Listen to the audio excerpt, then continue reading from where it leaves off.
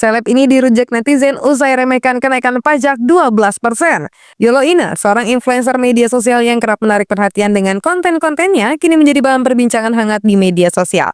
Pernyataannya mengenai kenaikan pajak pertambahan nilai dari 11% menjadi 12% memicu polemik di kalangan masyarakat Indonesia. Dalam sebuah video yang diunggah beberapa hari lalu, Yolo Ine mengomentari kenaikan PPN dengan nada yang dianggap meremehkan dampak kebijakan tersebut. Ia menilai bahwa kenaikan 1% tidak seharusnya menjadi isu besar. PPN naik 1% aja langsung digoreng. Jadi kan masyarakat nih taunya nih naiknya 12%. Jadi kesannya di kepala, gila. Padahal enggak guys. Ungkap Yolo Ine. Yolo Ine berpendapat bahwa kenaikan sebesar 1% tersebut tidak akan terlalu berat bagi masyarakat dan justru membawa dampak positif, terutama dalam pembangunan infrastruktur yang ia nilai semakin pesat sejak pemerintah Presiden Joko Widodo. Ia juga menyatakan dukungan terhadap kebijakan ini dengan alasan agar pembangunan yang sudah berjalan dapat terus berlanjut.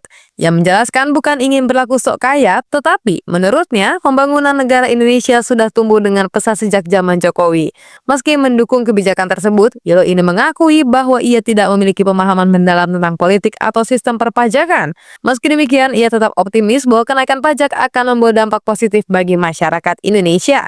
Alih-alih mendapat dukungan, pernyataan Yolo Ine justru menuai gelombang kritik dari publik. Banyak yang mempertanyakan pemahamannya tentang kebijakan perpajakan dan merasa pendapatnya tidak berdasar. Selain itu, beberapa netizen mencoba meluruskan pernyataan Yolo Ine terkait cara menghitung kenaikan PPN. Kejadian ini menunjukkan betapa sensitifnya isu perpajakan di Indonesia. Pernyataan Yolo Ine meskipun bernada optimis dinilai kurang berdasar dan beresiko menimbulkan kesalahpahaman di tengah masyarakat.